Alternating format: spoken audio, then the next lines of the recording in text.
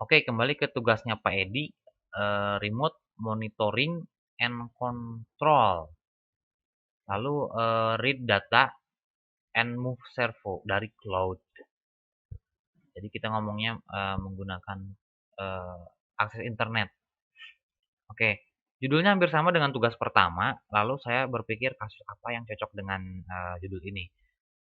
Ya, yang cocok saya pikir adalah pengontrolan debit air di dam untuk irigasi, di mana kita taruh satu sensor di hilir untuk membaca ketinggian air di sistem irigasi untuk mengontrol bukaan pintu dam yang akan menyuplai ke irigasi tersebut. Sehingga ketinggian air yang disuplai untuk sistem satu cabang irigasi itu akan selalu stabil. Oke, lalu nah ini ada gambar-gambar dam di mana ini pintu airnya. Sistemnya mungkin kalau dibikin beneran ini susah, terkendala mekanikalnya. Namun secara ide ini sangat sederhana. Apa yang diperlukan? Pertama jelas adalah sensor level ketinggian air untuk dipasang di hilirnya. Kalau digambar di sini di selokannya ya, agar ketinggiannya selalu stabil sehingga kan kadang kalau petani buka tutup tuh untuk air yang ke sawahnya. Jadi itu akan mempengaruhi ketinggian airnya. Data di send ke internet via WiFi atau mungkin internet GSM. Lalu ada device berikutnya itu mengambil data dari cloud, dari internet yang berupa sudut pengontrolan servo untuk membuka pintu air. Jadi kalau air di hilirnya turun semakin sedikit, maka pintunya digedein gitu. Kalau airnya naik, udah kepake, maka pintunya akan ditutup. Oke, device yang diperlukan apa aja? Di sini ada ESP8266, ini salah ketik 2 buah, servo motor untuk simulasi aja, lalu LCD juga untuk simulasi. Potensio ini untuk simulasi sensor ketinggian airnya. Lalu yang jelas adalah akun ThinkSpeak yang akan digunakan. Kenapa harus menggunakan ThinkSpeak? ThinkSpeak merupakan salah satu cloud untuk IoT yang enak. Udah ada interface-nya, dia bisa menyimpan data lalu mengolahnya seperti ini. Jadi data yang tersave dari sensor bisa kita baca tiap satuan waktu. Nah, untuk free edition itu hanya bisa 15 detik sekali dia ngambil data. Jadi ini paling cepat 15 detik, untuk berbayar itu 1 detik. Nah, makanya kalau memang butuh yang sangat cepat itu tidak dianjurkan menggunakan ThinkSpeak. Namun, kelebihan dari ThinkSpeak itu adalah dia bisa connect atau ngelink ke MATLAB. Nah, sehingga untuk sistem kontrol tertentu kita bisa menggunakan analisis sistem kontrol seperti PID atau mungkin fuzzy itu bisa kita gunakan kalau menggunakan ThinkSpeak, dan itu bisa dengan mudah saja. Sedangkan kalau yang lain mungkin itu nggak bisa. Oke, di sini ada 2 buah device sebenarnya, yaitu yang pertama yang saya pegang ini adalah Node MCU D1 yang saya gunakan sebagai pembaca data dari sensor ketinggian air. Nah, seolah-olah nih sensor ketinggian airnya saya hanya menggunakan potensial saja biar gampang diatur untuk simulasi. Lalu oleh si Node MCU di D1 ini dikirim ke cloud-nya ThinkSpeak. Setelah itu, nah yang kedua ini ada ESP Node MCU juga, ini dengan kaki yang lebih banyak. Nah, dia mengambil data dari ThinkSpeak yang sudah diupload tadi, lalu digunakan untuk menggerakkan servo. Nah, di sini agar sudutnya kelihatan, saya masukkan ke LCD. Nah, karena tadi saya bilang ini kan saya pakai yang akun free, jadi tiap 15 detik. Kalau dua device pas kebetulan berselisih, bisa jadi 30 detik nih delaynya. Kita coba. Sekarang levelnya 26%. Jadi saya coba naikkan. Saya coba coba naikkan, saya putar potensionya. Nah, saya putar 100% menunya.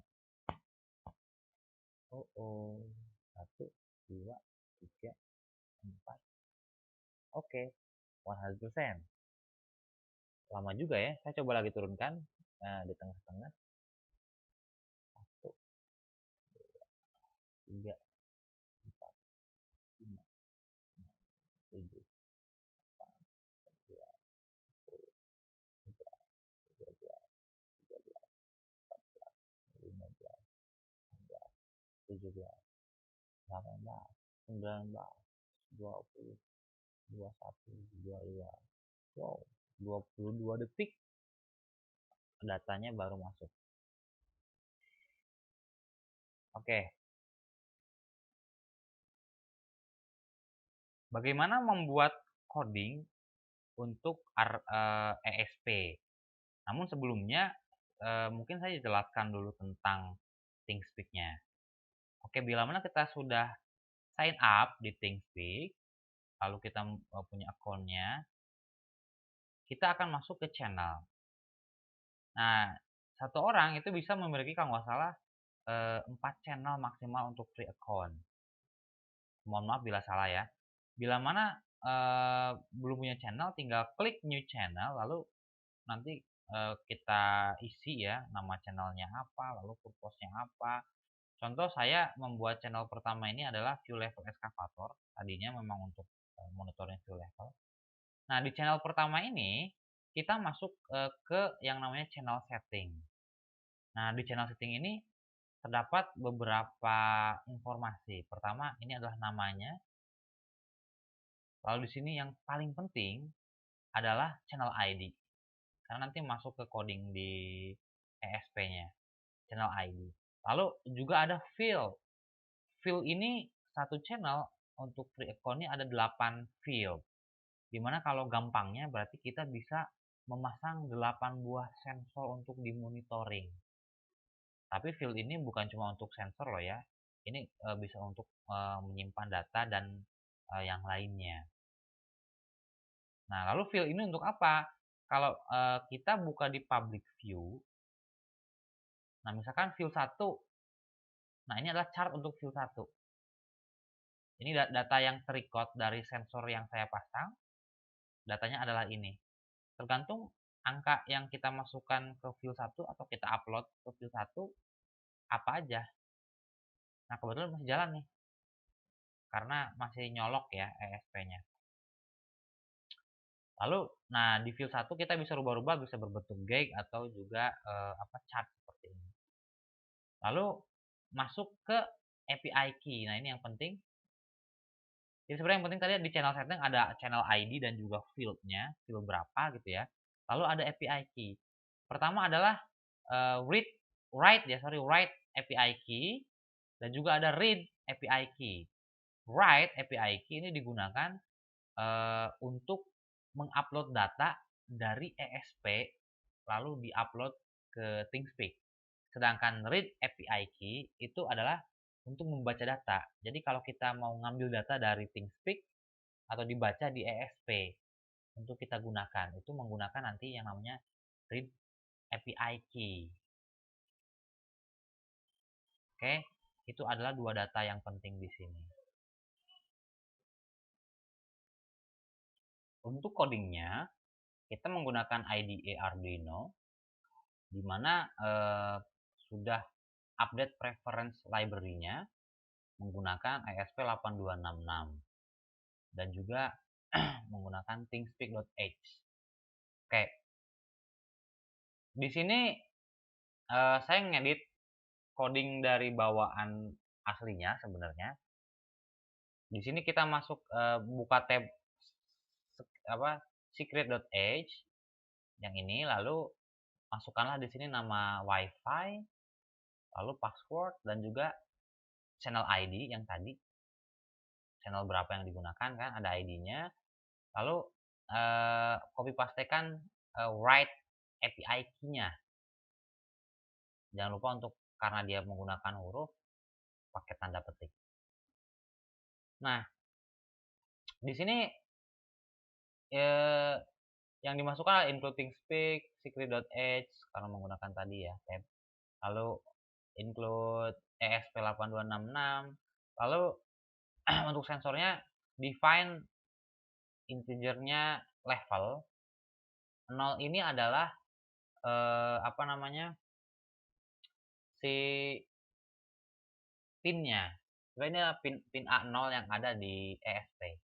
Jadi cukup define level 0. Kalau levelnya kan bebas mau dikasih level kayak mau dikasih ketinggian. Cuma 0 ini menunjukkan bahwa dia eh, A0 ya, analog 0 input. Oke, saya akan jelaskan secara garis besar aja.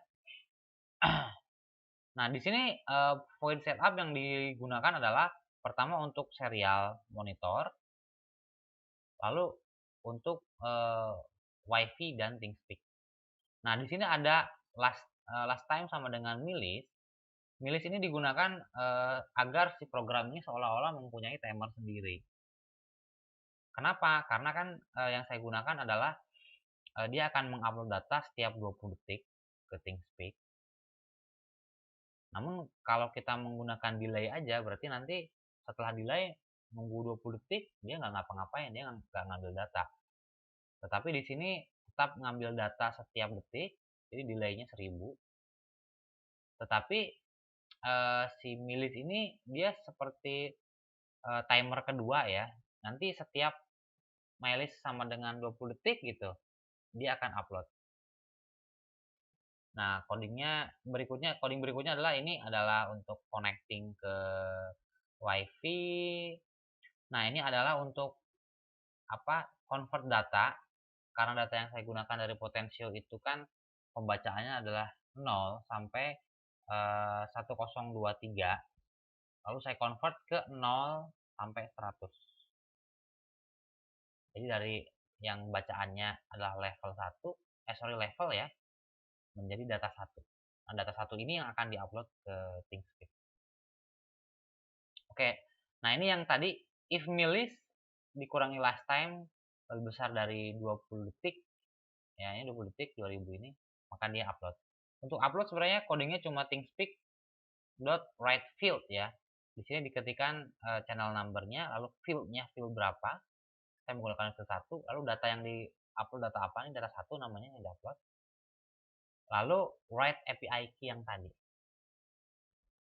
Oke, lalu di sini ada if x sama dengan 200, maksudnya bila mana dia berhasil upload data ke ThinkSpeak, maka dari ThinkSpeak itu akan feedback dengan angka 200. Jadi itu tanda kalau uploadnya berhasil. Jadi di sini bila x sama dengan 200, maka ketik di serial print channel update successful. Bila enggak, maka ada problem. Nah, ini adalah coding untuk write-nya. Sedangkan coding untuk read-nya mungkin nanti kita coba dulu. Saya colok ESP-nya, kita buka serial monitornya. Nah, ini langsung ya connect. Nah, mohon maaf nih namanya masih level bahan bakar ya, karena saya menggunakan tugas yang sebelumnya. Nah, di sini saya coba putar potensionya. Ini ada fluktuatif karena kabelnya nggak terlalu bagus. Kan fluktuatif jadi 2. Harus disolder ya, jadi nggak cuma nyolok aja. Kita lihat dia tiap detik membaca data. Lalu di detik ke 20 kita lihat nanti agak berbeda. Nah, ini channel update successful. Kalau mau ngitung nanti dia setiap 20 data nih. Jadi memang setiap detik ngambil data dari sensor, lalu di detik ke 20 itu akan mengirim data. Oke, nah lanjut lagi ke programming apa namanya read-nya. Nah, ini read untuk membaca data dari apa namanya dari ThinkSpeak. Lalu kebetulan di project ini kan data yang dari ThinkSpeak digunakan untuk menggerakkan servo. Namun agar bisa dimonitor saya menggunakan LCD. Jadi di sini include ThinkSpeak, include ESP8266, include servo, ya, lalu include liquid crystal I2C ini agar mempermudah untuk pemrograman LCD-nya. Karena kalau tidak menggunakan modul tambahan, wah kabelnya banyak sekali. Jadi untuk ESP8266 ini nanti nggak cukup portnya, jadi harus menggunakan modul I2C ini. Jadi kita update juga library-nya. Oke, ini adalah liquid crystal yang digunakan. Oke, 16 kotak ya, jadi 16 angka yang bisa dimasukkan dengan 2 baris, jadi totalnya 16 kali 2. Bener nggak ya? Kayak kalau salah minta maaf deh. Oke, sama nih, masukkan juga nama WiFi, lalu password. Nah, yang berbeda adalah ininya. Tadi kan write API key, yang sekarang adalah read API key yang dimasukkan di sini. Karena kita akan membaca data. Oke, sama di sini juga menggunakan milis.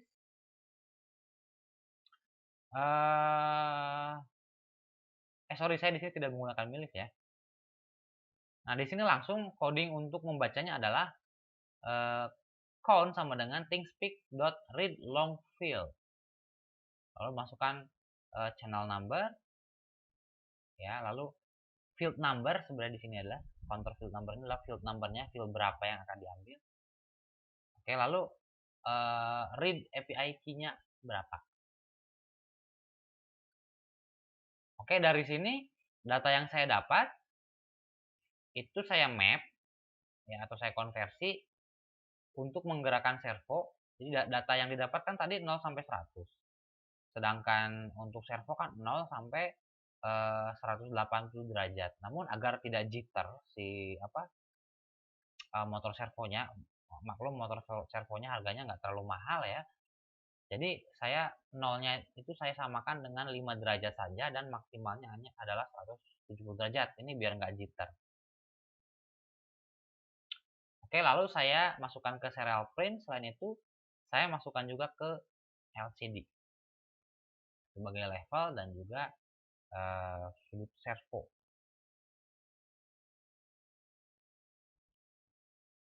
Oke, nah ini adalah sedikit tutorial dari saya. Mohon maaf kalau kurang jelas. Mungkin bisa memang kalau memang sangat perlu leave message aja di bawah. Kalau saya bisa jawab, saya akan bantu jawab. Oke, terima kasih.